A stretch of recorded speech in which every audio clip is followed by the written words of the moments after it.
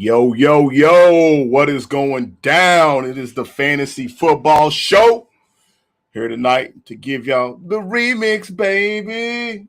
Out here with verses tonight, man. We got that popping for sure. So y'all know the drills. Johnny Main, brother Nick Wilcox. How's it going, man? What up? What up? What up? Hey, yo, we out here turning up. Great to be back with you as always, my guy. Ready to kick off second part of Versus here. I'm excited for this topic as always. And yeah, man, we are particularly really good in draft season. So yeah, excited to be talking about fantasy football again, of course. And as the weeks go on, man, everybody just gotta keep on staying tuned to our show, man. That's all I'm gonna tell them. So. That's fair.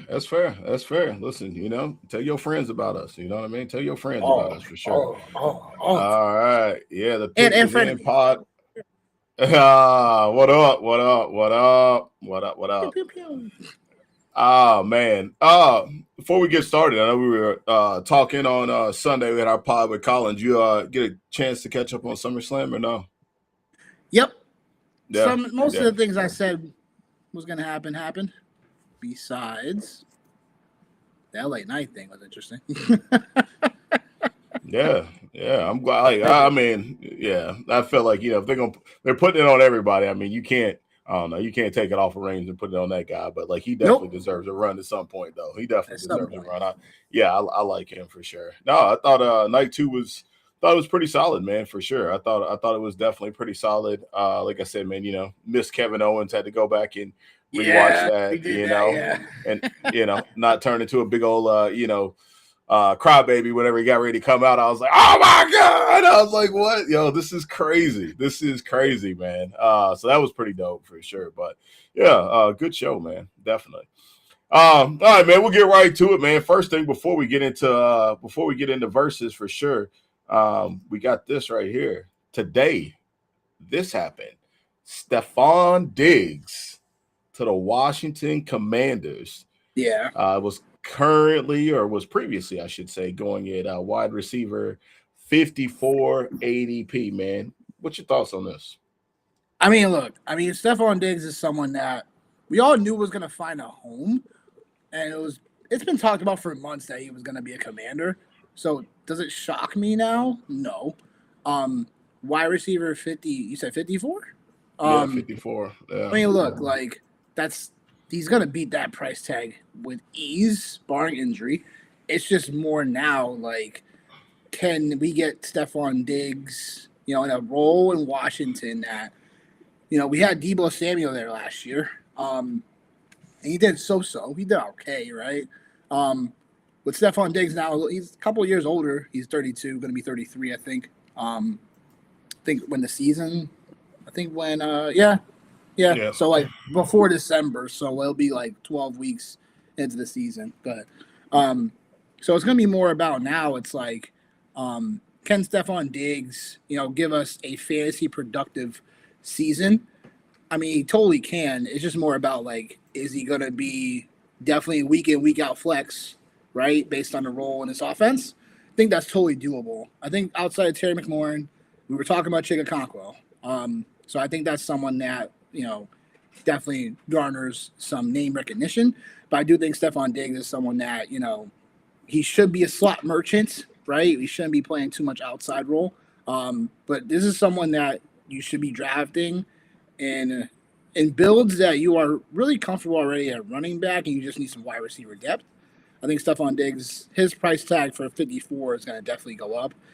The question is how much. I think Stefon Diggs, he goes up to a potential wide receiver that started the wide receiver 4s. So probably the probably would say where you drafted, where we were drafted around Ricky Pearsall's, the Josh Downs, and overall Jaden Reeds and stuff like that. So I do think he belongs in that category. I'm not expecting Stefon Diggs to give us this wow fantasy. It'll be interesting to see what happens. Can he mess around and play with a cup of coffee in the top 24 in some weeks? Sure.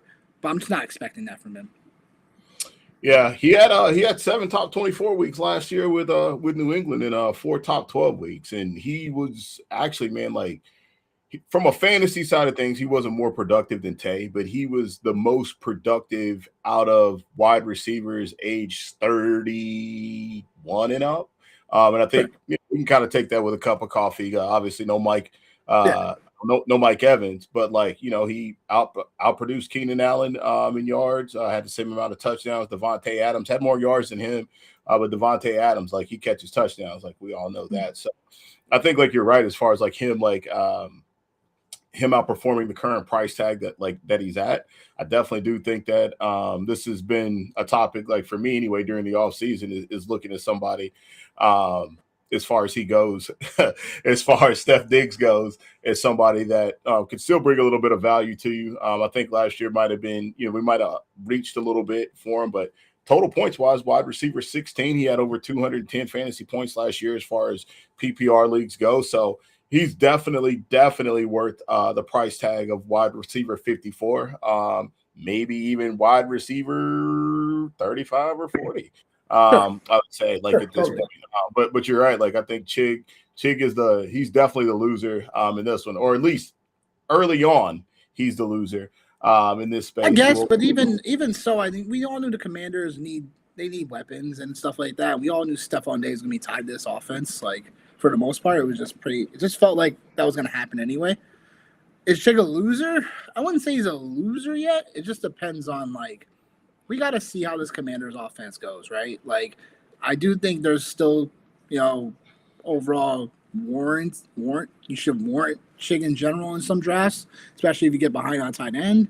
But to say he's a loser, I'm not ready to call him a loser yet. Well, I mean, listen, that's either saying one or two things: either high hopes for Jayden Daniels in this Washington Commanders offense, or either Terry McLaurin or one of those other guys is going to be the odd man out. But I think, like we know, like there's a couple of offenses, and like we'll talk about them a little bit later, that are able to support 3 and 4 type of skill players like that. Like obviously the Detroit Lions, you think about a team like that with Amon and Laporta and J-Mo and Gibbs. So like again, if that's the case, then it's high hopes for Jayden Daniels, and that's definitely in the deck of cards for him for sure. So definitely. Geez, Snoop. Jeez. Oh man. We'll have to see how it goes, man. But nonetheless, another domino to fall here during training camp, and we always know it's the second wave of free agency typically happens right about now. So definitely want to get that out. So we'll go ahead and get started with verses, man. So starting off, we got Trevor Lawrence versus Jackson Dart. And these guys are literally right now going one pick after the other. You're on the clock. You got your build. You need a quarterback. These two guys are staring you at the face. Who and why, man? Sure. So let's just start with both cases, right? Let's start with Jackson Dart. Jackson Dart overall, New York Giants. We talk about the Giants in years past. This offensive line has not been well at all. So now that combined with Malik Neighbors was lost for most of the season. And Cam Scatterbo, I believe he left, correct me if I'm wrong, he left like week 7 or week 8 or something like that into the season. It was around, I think it was week 8, I believe, but yeah. So yeah, like all that happening for Jackson Dart, and he was still pretty productive. As one of fantasy's got better QBs down the stretch because of his legs. And all he had to do was pretty much throw the ball to Wan'Dale Robinson. So there's that. I mean, obviously, like, completion rate was not, like, where you want it to be. But overall, have an improvement he could definitely have. Now enter all the changes, right? John Harbaugh entering the offense. Matt Nagy's now the offensive coordinator. The offensive line has beefed up a bit. Malik Neighbors coming back from injury along with Cam Scatterbo. So now all of a sudden you potentially have an offense that, with the Giants, that a lot of us don't really know where to rank them in terms of like what expectations we should really expect. But what I will say about Jackson Dart is that he's someone that is in some rooms just going a little bit too down the board. In some cases, you're grabbing Jackson Dart as like the 13th QB off the board, which makes no sense to me. Like the ADP right now, what we see is here in the 8th round, I usually see him go later, 10th round, sometimes even early 11th round. In my 14-team league I did earlier, like he went like 11th round. So it's something where I think if Jackson Dart is one of those guys that falls down the board more, like he's someone that you should just take a gamble on and then take somebody else, just to shore up your QB room. The other side, Trevor Lawrence, right? Someone that, especially yourself, was really, gung-ho about, and obviously for good reason, because you picked him off the waiver wire, and all of a sudden he finished the season as a QB4, QB5, depending on what league you overall played in for points and whatever. Trevor Lawrence, the biggest thing was that we all knew about Liam Cohen's offense. It took him a while to kind of get his legs underneath him. First, 8 or 9 weeks, we were like, oh, Trevor Lawrence, there he is. Is he really a bust now? There's a lot of that talk going on. But then, things crystallized. Things really came together for Trevor Lawrence, especially from weeks 10 to the championship, weeks. And that's what we ultimately want from our quarterbacks, is to get hot towards the end. And with Trevor Lawrence, the question will be now is can he keep that consistency? And with this Jacksonville Jaguars offense not really changing up too much outside of Travis Etienne leaving, does that even leave more rushing ability for Trevor Lawrence than we had seen before? So there's cases for both of these quarterbacks. Where I'm going is Trevor Lawrence, and it's just because I think with Trevor Lawrence, we know what we're getting. We know we're getting Liam Cohen offense that's very fantasy friendly. We're getting a quarterback in Trevor Lawrence who is really starting to come into his own. He is the better passer of the two. He has more of the weapons around him and more stability around him. Although the Giants have made their overall adjustments for Jackson Dart in this offense and Willie Neighbors coming back, I'm just more willing to put if I'm drafting either one or the other, I'm just gonna take I'm gonna take the stab at Trevor Lawrence because we've seen him be hot towards the end of the season. Now it seems like the again, more fantasy friendly offense in Jacksonville. So I'm just gonna put my stake and claim on Trevor Lawrence here.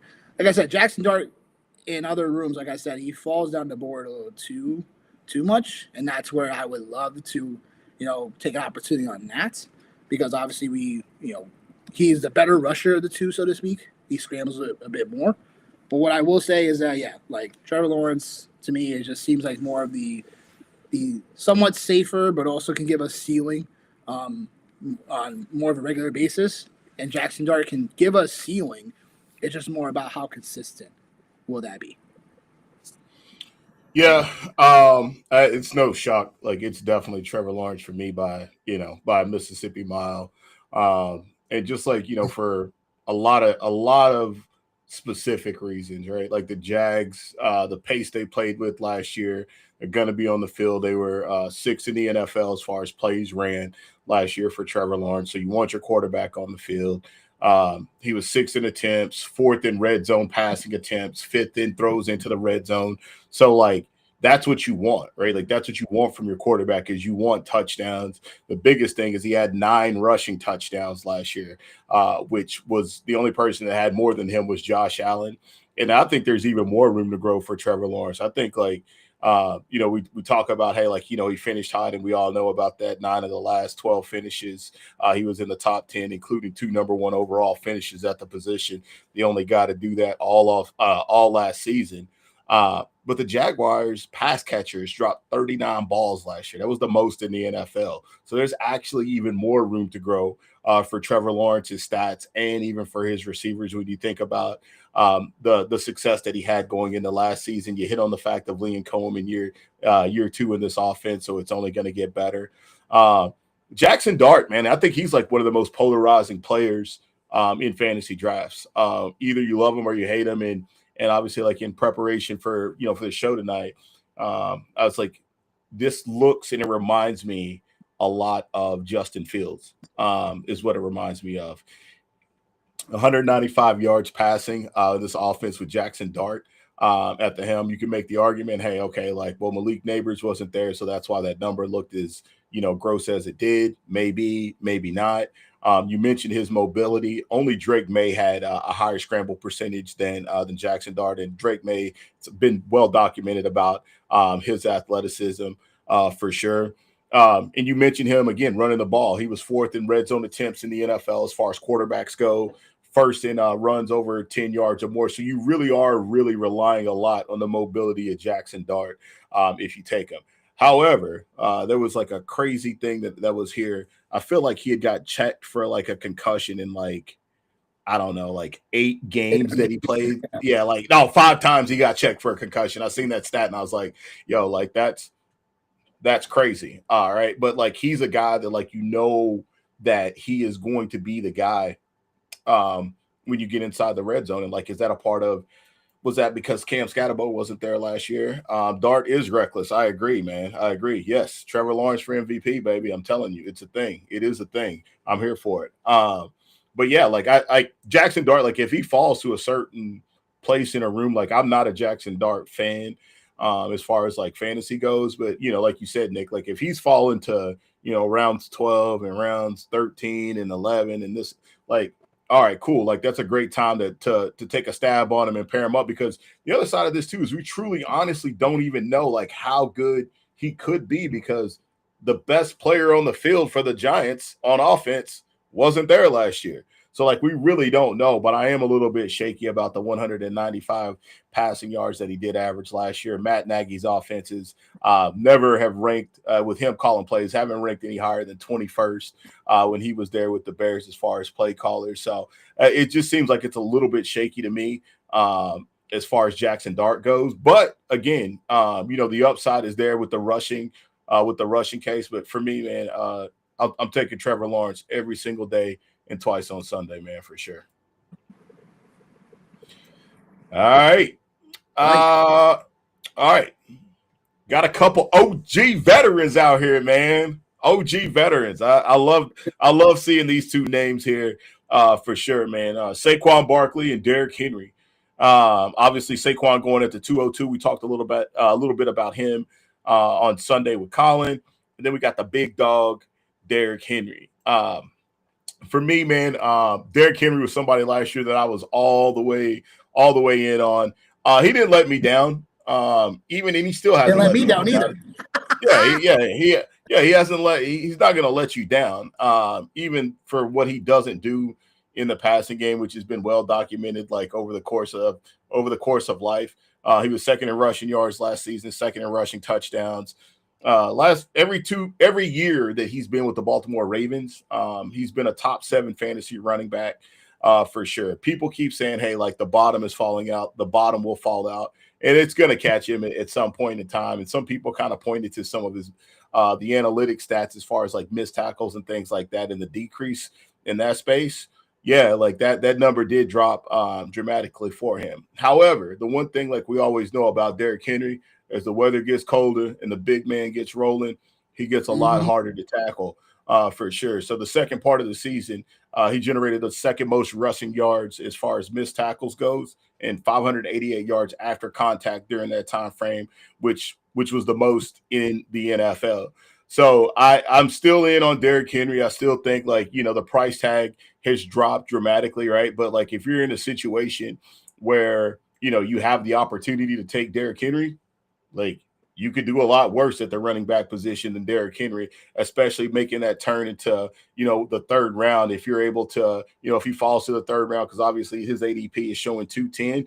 So, hey, like if you're able to start off, a league with, a Bijan, a Gibbs, a Nico Collins, and then able to come back around and get a Derrick Henry, like that's a really, really phenomenal start for sure. So then we have Saquon. We talked a lot about him, so like I won't go like super crazy because we talked about him a lot on Sunday. But we just kind of boiled it down to like, hey man, offensive line and health for these guys. Like they're still going to run the ball. Like that's still what they want to do at heart. Like 1,000%. Like there's not getting it misconstrued. Watching like inside the training camp today, seems like Jalen Hurts, they're trying to do like a little bit more zone stuff, trying to get Saquon out to the outside, which I think is great. He's still getting a lot of red zone attempts, so that's obviously a good thing. He actually was 16th in missed tackles forced. Derrick Henry was actually 17th. So a couple of the OGs still kind of battling it out for that space, man. And like when you get hit behind the offensive line, if you ever played running back in high school or college or Pop Warner, if you get hit behind the line 50% of the time, man, you ain't going nowhere, man. You ain't going nowhere. So I think that was an outlier year for sure. And then Saquon, obviously, utilization in the passing game more than what Derrick Henry does. He's on the field more than Derrick Henry. Derrick Henry only plays about 55% of the time anyway. So when he's in, he's getting the rock. Like there ain't no question about it. So like if I'm on the board, like for me at this place here, like it's a little bit of a gap as far as like ADP here. I think like Saquon might start to see a little bit more love just from like the youth side of things. But if I had to pick one of these two guys, it's a good problem to have, man. It's a good problem to have. It's a good problem to have. I think I'm just gonna take Saquon just because I feel like it's a little bit safer.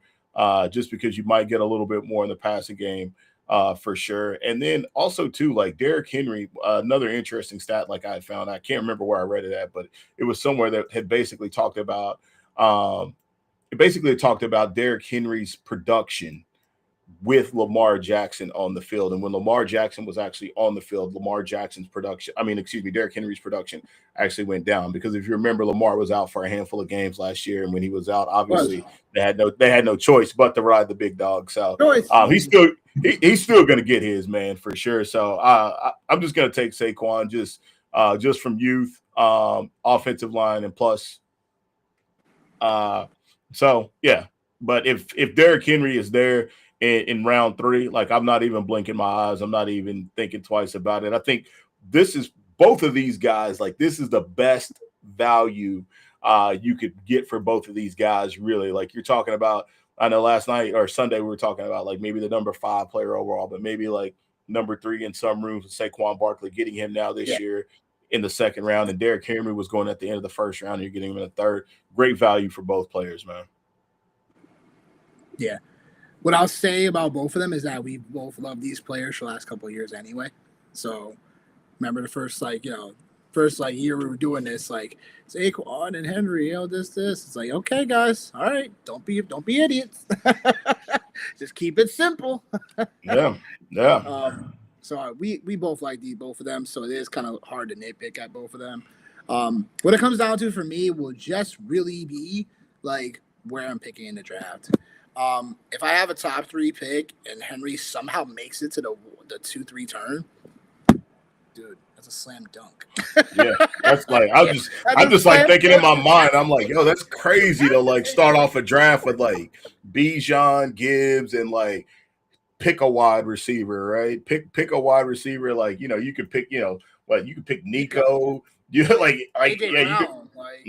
AJ Brown, George Pickens, Malik Neighbors, right? Like any of those guys, like, and then you get Derrick Henry to boot, like it's crazy. Yeah. So I'll just say that. And then Derrick Henry averaging 5.2 yards per carry last season, and more than 15 rushing touchdowns. Like Derrick Henry just was like you said, and what we know. It's like once the weather gets a little bit more colder, like it's harder to tackle a guy like him. No. I know the age. Yeah, we're waiting on the age cliff. All these running backs and stuff. I just honestly think this is not the year for Derrick Henry to fall off. No, I haven't really seen, like, usually you see like a sign or two or whatever. You know what I'm saying? But because of like how Derrick Henry takes care of his body over the offseason, the way like he overall just does things, like I think next year is probably the fall off year. Can he have a tick down in production? Yeah, but I think that's baked into his ADP already. So if he's there at your 2-3 turn, you're taking him every time. Let me talk about Barkley, right? I'm taking Barkley as my 2nd running back in a double running back build if I'm drafting on the end, right? Because it makes too much sense to not do that. With Saquon, like we talked about on Sunday's show, hey, we had a banger of a show. You need to go watch that. We had Colin on. Colin's amazing.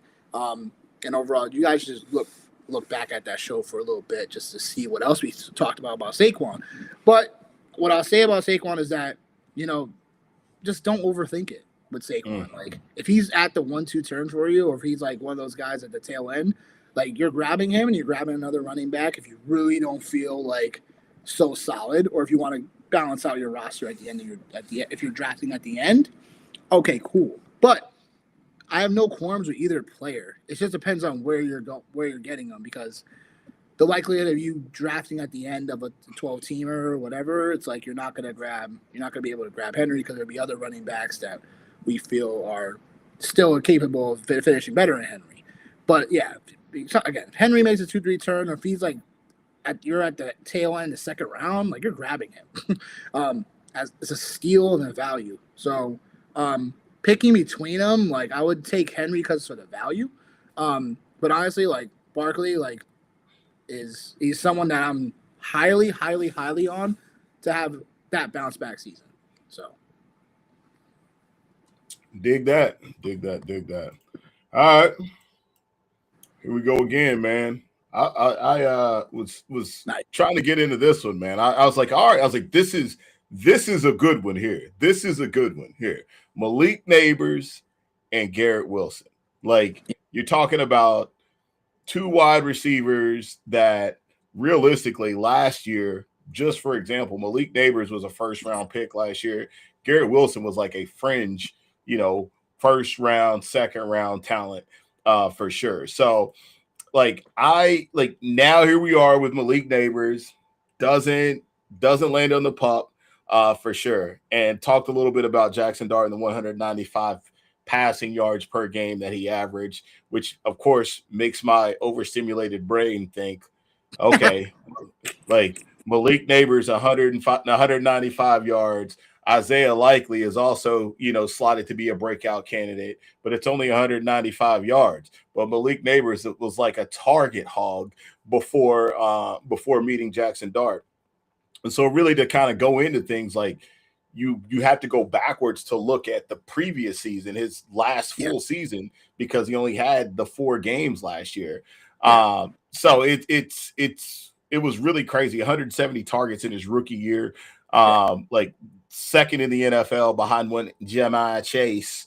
But one thing that like really was really interesting to me about like with Malik Nabers in his rookie season was the 580 the 580 receiving yards on passing plays that were under 10 yards in the air. So like really being a run after the catch type of guy. And then just like also too, not forgetting how bad the Giants were when he was there, right? Like game script was really, really, really in his favor. For sure. And then the other thing that was really wild to see, and I don't know, maybe this might be the skeleton key for Malik Nabers and or for Jackson Dart. Again, completely different scenario.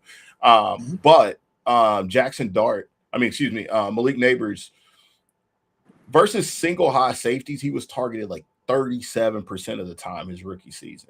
And so depending on what happens with Cam Scatterbo, Tyrone Tracy was actually not that bad last year in certain spaces. So I think it's going to be very, very interesting and very intriguing to see like what happens with the Giants. But you have we're talking about 2 players that like are high end fantasy players that like they're just coming off of injuries, right? Like we talk about like Garrett Wilson now. Like Garrett Wilson has never been bad at football, bro. Like he's never been bad at football. Nope. Like, to quote the great street philosopher Coop, he wasn't bad.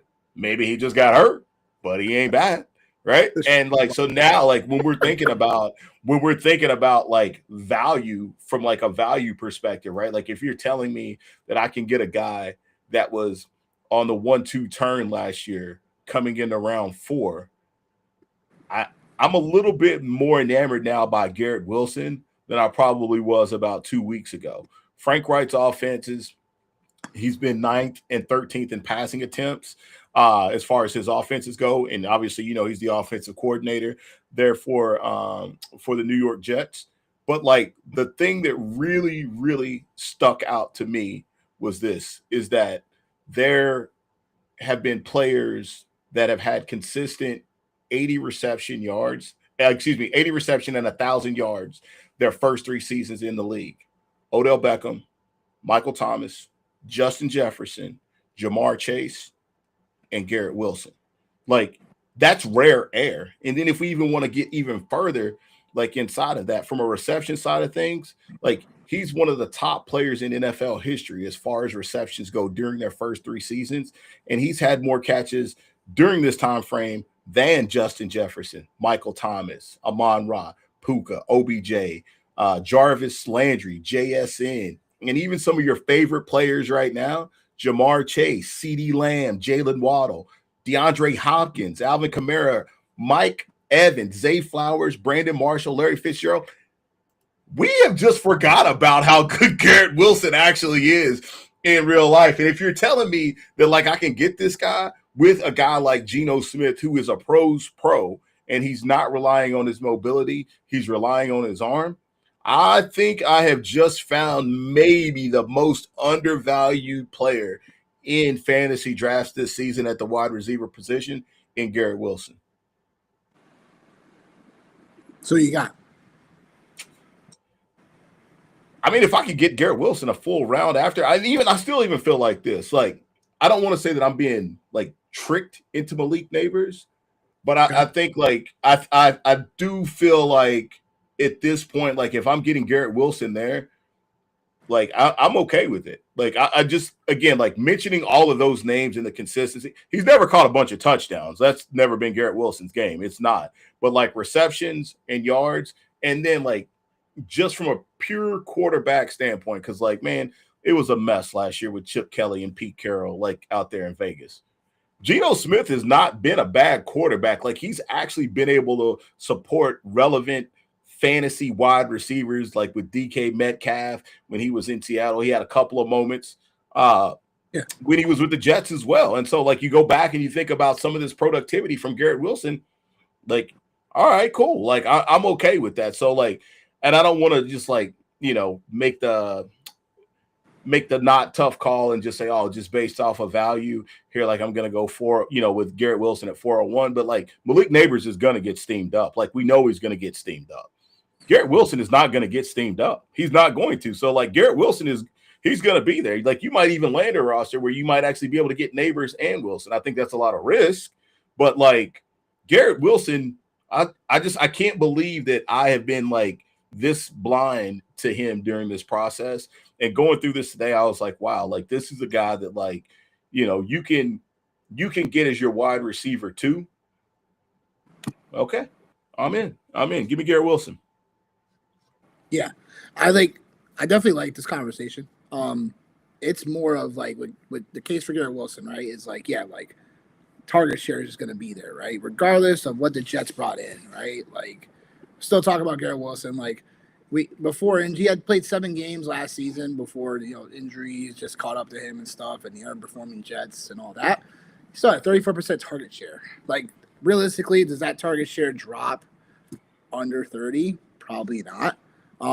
So it's definitely the case there for Garrett Wilson to have that. Like, we all know, like, Geno Smith's going to be able to get the ball to Garrett Wilson. So I'm not concerned about that. I think, obviously, like, when we're talking about between these guys, like, I just want the guy that has more of the ceiling. I think Malik Nabers is just that guy.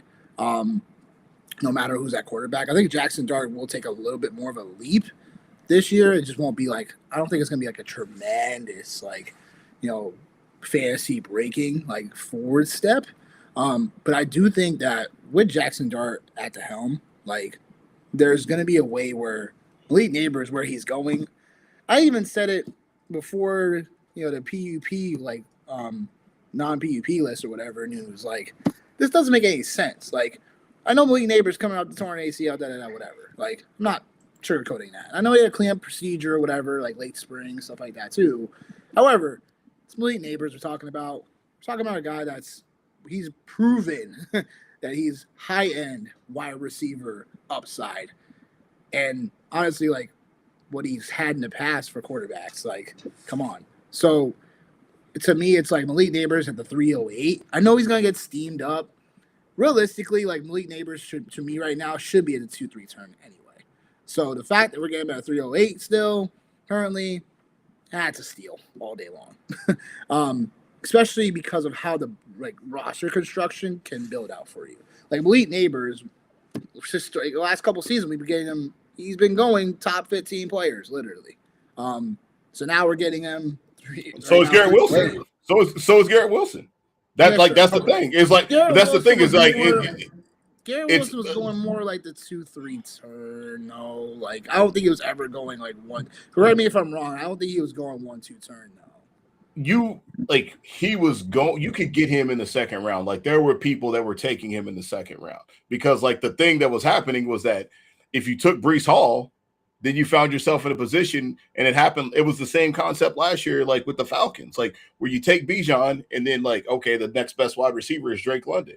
Well, it was a very similar thing, like with Breece Hall and with Garrett Wilson. And I agree. I think like just from a pure talent perspective, like Malik Nabers is definitely like for sure like a better pure talent than Garrett Wilson. I think this is another conversation where like, okay, like if you take Malik Nabers, that's not the end of the world. Like, and if you take Garrett Wilson, like I don't think it's the end of the world. I just think that like Garrett Wilson is the guy that's going to fall. Like he's the guy that's going to fall because nobody has the vivid memories of everybody is that the Jets suck.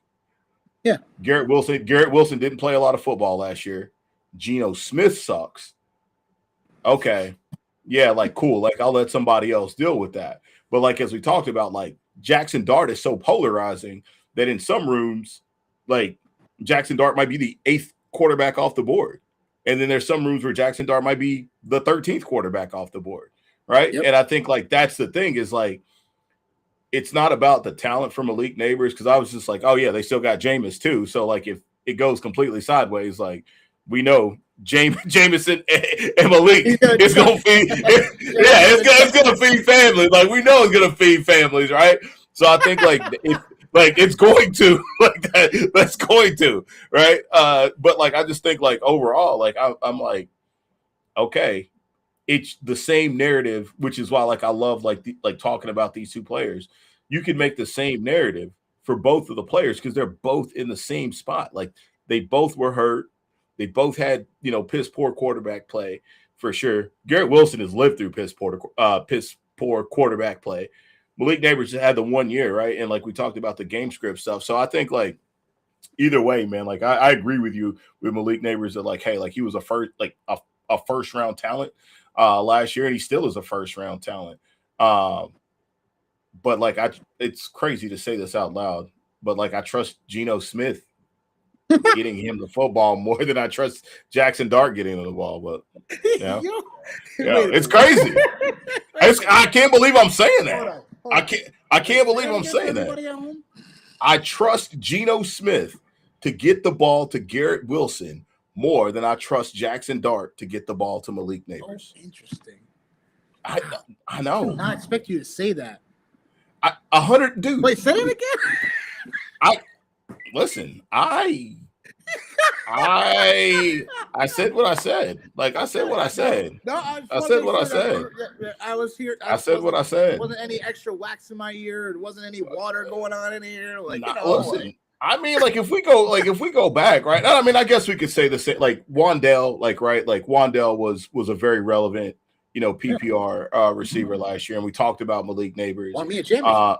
Yeah, we talked about Malik Nabers and his success going underneath, in his rookie season, and like just a lot of questions. Like, hey, like, is that a thing now? Like coming off of a major injury like that, where you want to open yourself up to that type of deal, or do you want to go down the field and throw the football down the field? And I think like obviously we know about Harbaugh, right? Like we know about him. We talked about like Matt Nagy and that offense and how unsexy it's been in the past, right? Like so. It is what it is. That's fair. I mean, I know people are gonna just smack around Matt Nagy and stuff like that. He's getting another opportunity. It's like I'm not gonna really like put too much emphasis on that though. I'm going to, brother. I'm going to. I know you're gonna. I'm going to. Yeah. You definitely will. It's gonna be one of the clips of the summer. But congratulations. But I agree. I agree with what you're saying though about Garrett Wilson, right? It's like a guy that we've classified the last couple of years as another guy like where it's like we favored as like going earlier in some drafts, especially as like in that wide receiver 1 tier, and now we're getting a nicer discount now, start of the 4th round for him currently. Like that makes a ton of sense. And if you trust the nucleus around the Jets, like if you like Geo, we think Geo Smith can get in the ball, like that's fine. I just think Malik Neighbors for me, like I just can't pass up a guy like that. Even if he gets steamed up to like the 2-3 turn, like realistically, if Malik Neighbors gets steamed up to like the like really like middle of that second round, like that's where it's like, okay, that's probably where he should be, and that's where other people could just take him there. But the 2-3 turn, early third, you know what I'm saying, middle third, towards the end of the third, Malik Neighbors, like it ain't gonna be there. It ain't gonna be there. I'm here to tell you, it ain't. In smarter rooms, I don't expect. It ain't. Say that. I don't even think even in smarter rooms too, bro. Like you think like we're on the East Coast, so like we see like a lot of Giants and Jets fans. So like I don't even think it's even gonna be that. Like I think like he is. Out of the two of these guys, like he is more apt to absolutely get sick. Yeah, absolutely. Absolutely. But if we're talking about today, we're talking about August 5th. We're talking about August 5th right now. Just really name where he's at. But if he gets steamed up a whole round, like then I would not be so inclined to take him. But no, I mean, look, like I don't blame what you said. I think definitely is, again, another one of those situations where it's more roster construction based in a way too. So again, like Malik Neighbors being there, like, am I drafting Malik Neighbors before Garrett Wilson? Yes, I am. Like for the record, for sure, right? Sure. And I just would not want to find myself in a situation where like I'm now banking on two players who were hurt last year to now be healthy. But I'm like, man, like Garrett Wilson, like that is a steal. It's enticing, for sure. Yeah. All right. Next up, we got Tucker Kraft and Sam Laporta. Again, two guys coming off of injuries. What you got, man? Yeah, look, I would say this. Like, this is not my ideal time to take a tight end per se. Only because what I believe right now is that if you're not getting Brock Bowers or McBride, it just be like roster construction wise, they'll have to fit a little bit better, right? And I'm not typically one of the guys that I'm going middle of my draft. I'm taking a tight end. But here's a scenario, right? It's like, let's start with Laporta first, the guy that's going a little bit later, right? 7-11 currently. And he's someone that I've been not always on the last couple of years, and it's just because Laporta, it always seems like Laporta gets the short end of the stick in Detroit. For whatever reason, don't know why that is. He always has a nice solid yards per route run. Last year, in his 9 games, he ran 2.14 yards per route run. That was 5th among tight ends. He always has a solid, yards after the catch per reception. He had 6.8 the previous year. Target share was only 15%. So it's like, it's one of those things where it's like Laporta is always like one of those guys. I want him to go even later because it's always like he never gives you he always gives you solid production, but he never gives you enough ceiling production or enough breakout games because Detroit had just not used him like that. Now enter Drew Petzing from Arizona, who's worked with McBride last couple seasons, and all of a sudden things start turning in my brain a little bit because I know we all know Laporta is talented, right? Like it's just more about can we get him more production, from what he's doing. So that will be the key there for Tucker Kraft, right? We talk about Tucker Kraft, and he was definitely going buck wild, right? In his 8 games before he got hurt, right? 2.57 yards per route run, and I was third among tight ends. And 18 going on 19% target share. So with Tucker Kraft, it was more like, look, like the Packers weren't healthy in general. And they overall new OC, Drew Petzing in Detroit. So overall with when it came down to Green Bay, like Tucker Kraft was the guy that was grabbing touchdowns, he was pretty much the weapon, right? Watson was still not coming back yet. Jaden Reed was already hurt. Like, we were counting on Dobbs, we were counting on Wicks, we were counting on Matthew Golden, but he wasn't really the breakout that most people expected last year. So the Green Bay Packers offensively was just hampered pretty much throughout the whole season. But what I will say is that Tucker Kraft, there's a lot of glowing signs that he's already somewhat back to what he was close to doing. And it looks like he's having one of the most best recoveries from the ACL ever. So it remains to be seen what it goes like. does it make sense for him to go ahead of LaPorta at this time? Yes and no, because the case can be made that we can easily have LaPorta because of the things I talked about, right? Detroit's offense, like we all know, is it hums, right? And without now David Montgomery in the offense, like Gibbs should have obviously a full workload, but also LaPorta should have more opportunities still in the red zone to score. So outside of Dave Montgomery taking goal line, touchdowns away from him. So remains to be seen how that goes in Detroit. And then with Tucker Kraft, like I do think 703, like I think it's just about right at this time. Will it go up? Will it go down? Who knows? But Tucker Kraft's one of those tight ends that, look, Green Bay, there's no more Romeo Doubs. There's no more Jatavion Wicks. Those guys are out. Now it's basically Watt and 3 wide receiver sets at times. It's going to be Watson. It's going to be Reed. You know what I'm saying? So it's going to be Matthew Golden. And with Tucker Kraft, I think he can still find a way to still find the magic that he had last year before getting hurt too. So it's tough, but I'm going to go with Tucker Kraft because I do think that with Green Bay's offense, like they'll need Tucker Kraft once again. I do expect the other guys, Golden, Reed, and Watson, to obviously shoulder the offense, and then who knows what's going on with Josh Jacobs. But it's more about with Kraft for me. He's right where he needs to be, tight end 7. So Kraft right now, tight end 7, LaPorta, tight end 8. It makes sense just to I could see the case that people want to make a case for LaPorta, which I wouldn't mind. I just going historically on LaPorta just hasn't given us enough of the ceiling games in the past to give us warranty for me to fully draft him. Because it's again, this is not the area I like to grab my tight ends anyway. I like to either grab Browers or McBride early, or just wait for a tight end or two later on, just to bridge the position, because there'd be other ways I like to attack and make roster construction moves. But yeah, the answer for me right now is definitely Tucker Kraft, even coming off that ACL. I just do think there'll be more touchdown opportunities still for Tucker Kraft over LaPorta. Because you still got Amon-Ra, you'll still have J-Mo there, you'll have Gibbs, so it makes sense pecking order wise, for LaPorta to be more productive, but it's just based on the ceiling outcomes I've seen for LaPorta, it just hasn't been that throughout his career. Woo, that was kind of spicy. I know. Not quite as spicy as I trust Gino, but it was spicy. Yeah. So the thing for me, right, is we've seen Sam LaPorta finish the year and do it. Tucker Kraft had he was on a heater in the middle of the season before he had that ACL. He was on a heater. But everything that you just talked about with Sam LaPorta screams exactly why. And Tucker Kraft was he was one of my favorite tight ends last season, right?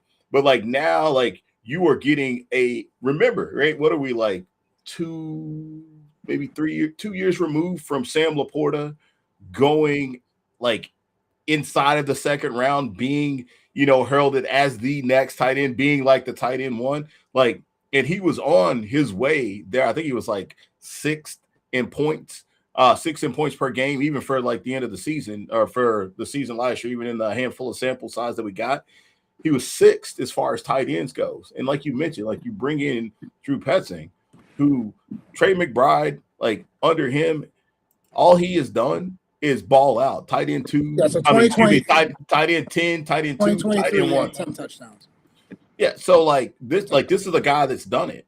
And you talked about the target share, when Sam LaPorta is there, J-Mo's the one that takes the hit. So Sam LaPorta is actually second in target share when all those guys are there, and you're bringing in a tight end centric OC. And the one thing, we all love about Dan Campbell, whenever you draft the Lions, he's I don't want to call him this generation Bill Belichick and speak blasphemy, but from a fantasy side of things, schematically, this man is running up the score on everybody, right? So I think that those are reasons for me to I really like Sam LaPorta in this space. And if I have the chance to get him, I'm definitely going to take him. I think if you can get up top, right, and you can get like a Bowers, and even like a Trey McBride, like depending on like the scenario and situation, like yeah, like for sure. But I think like and this being a tight end guy, man, like there's a ton of value like later on in drafts, man. Like you can still go, you got Kyle Pitts, right? Like yeah, like like you can definitely wait. So I think like this is okay. Like this is okay because there's probably going to be a scenario if you wait on tight end, and I'm gonna wait on tight end in every draft. I'm gonna wait on tight end. Like I'm not gonna do it. Like I'm just not. Yeah, like it's no secret. Like I'm not gonna do it. I'm not gonna do it. Like that's wild to me, right? And so like, and I think like to even go further is to say that's wild to me. Like one of the names on the screen like was the guy that like we did that with. It's like we took him early, and like we didn't get the ROI on it, right? And so and then Sam Laporta, like down the seam, man. Pretty sure 2 years ago, he actually had like the second most or the third most yards for any tight end as far as receptions down the middle of the field. And obviously, we know what it is with Jahmyr Gibbs. We know like Dan Campbell's going to want to run the ball. So like I'm here for it. Tucker Kraft is in a space where like I truly think if it's not this year, maybe next year, I truly think that like there's a world where both of these guys could end up being in the top 3 to top 5 tight ends, like no question about it. The one thing for Tucker Kraft is he doesn't have the injury history like Sam Laporta does. Like, but obviously this was an ACL, but like an ACL now is like it's not as damning as it was. Yeah, like, and the other cool part about Tucker Kraft was like he did a lot of this stuff playing in line. And so for him to be on the field and for him to be blocking, that's crazy work. And like the only other guy in the league that like you can say like is in that same space was George Kittle. That's it. So if you're telling me like right now that like, hey, like I got an opportunity for the next George Kittle, or I'm not saying like in that area, in that space, even like a floor of George Kittle, like we'll take it. And like this guy's chunk yardage and yards after the catch, dude, was just he's a bowling ball when he gets the rock, man. So like this is another one of those great problems to have. I think this is Sam Laporta is more finesse.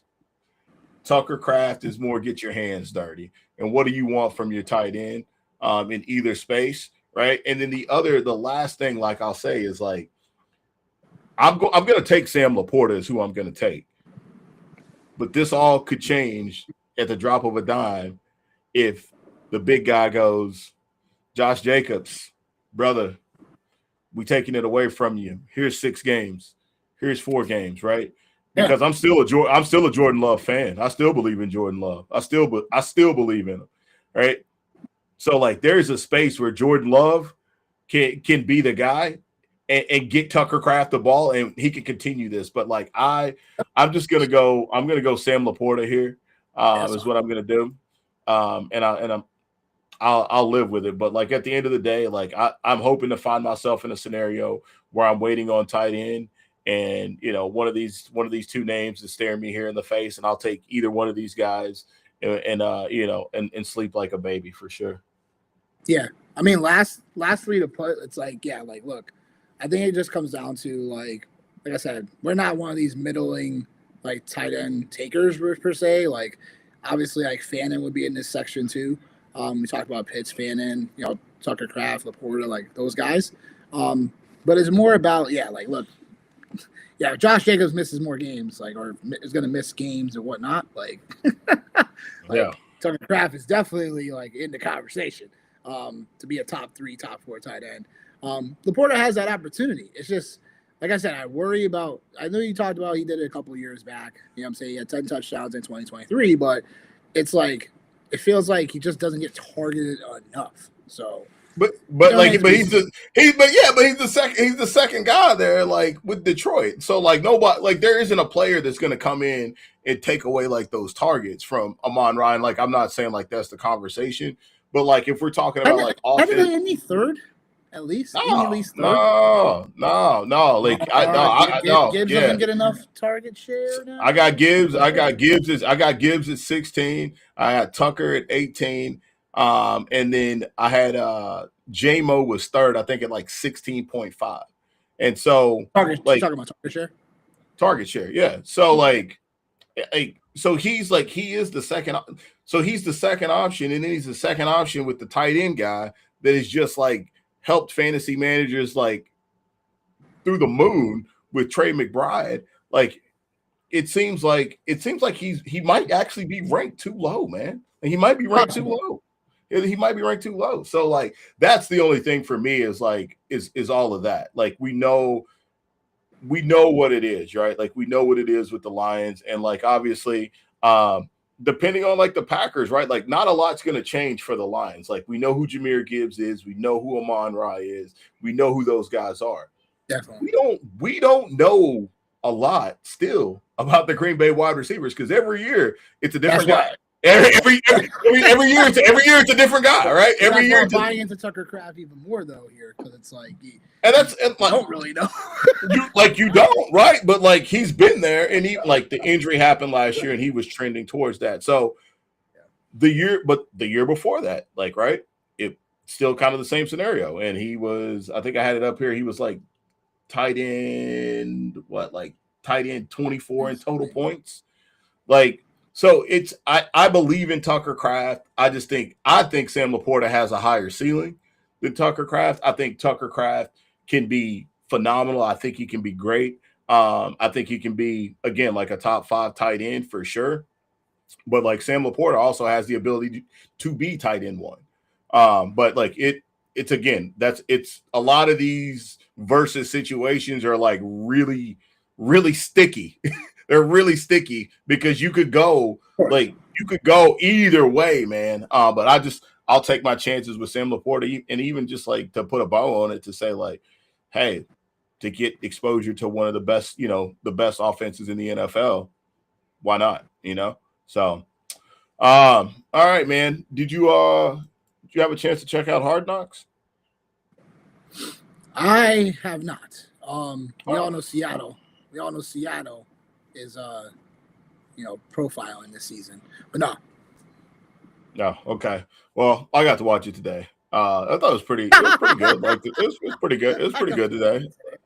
Yeah, I got to watch it. Yeah, I got to watch it today. It was pretty good, man. I early on, man. So far, my favorite is the Seahawks running back coach. Literally, just dropping F-bombs every other word. Just literally every other word. Like when you watch it, like he's literally in the running back room. I guarantee you he drops like 16 F-bombs. And I was like, this guy's like my favorite guy on the show right now. Like he's my favorite guy on the show. Yeah. And then like, Mike McDonald, like he talks about, he's like, I'm like so awkward sometimes. And like he's a cool dude, and I'm glad he's not with the Ravens, so I can say he's a cool dude now. But like he's such a cool dude, man. Like because he is like so awkward. But like he does like all this stuff where like, he highlights like, the off-season weddings for all the players and like, talks about like them having kids and puts it like up on the screen and stuff or whatever. He's a pretty cool dude, man. I think like this, like shout out to Hard Knocks, man. Like, they definitely cooking right now for sure. And I'm excited about the second episode, and quarterbacks was really good too. I think no, my days are all messed up. Tomorrow we get preseason football tomorrow. Yeah, we do. Hall of Fame game. Yeah, Hall of Fame game. Jeremiah Love's not playing. Yeah, Jeremiah Love's not playing. Shocker, shocker. But it'll be something for us to watch nonetheless, man. So, So we got this one done here. We're coming back on Sunday, so I'll give it to you to let everybody know what's happening on Sunday, man. Ooh, buddy. Well, you don't want to miss out on Sunday's show because we have a brother of ours coming through. You might know him as Chris Allen of Fantasy Football Life with Matthew Berry in particular. Coming through Fantasy Life's Chris Allen coming through. We look forward to having him on. We're talking draft strategy. We're going to be talking about just how to, attack certain ways and how to, optimize your overall rosters for especially, season-long people. Maybe, sprinkle in a little DFS action. You know what I'm saying, too? So, man, you better hush your mouth. Don't miss out. Don't miss out. 7 p.m. EST. Sunday. Love it. Well, all right, man. For Nick Wilcox, I'm your man Johnny Main, 7 p.m. Eastern on Sunday. Mr. Chris Allen.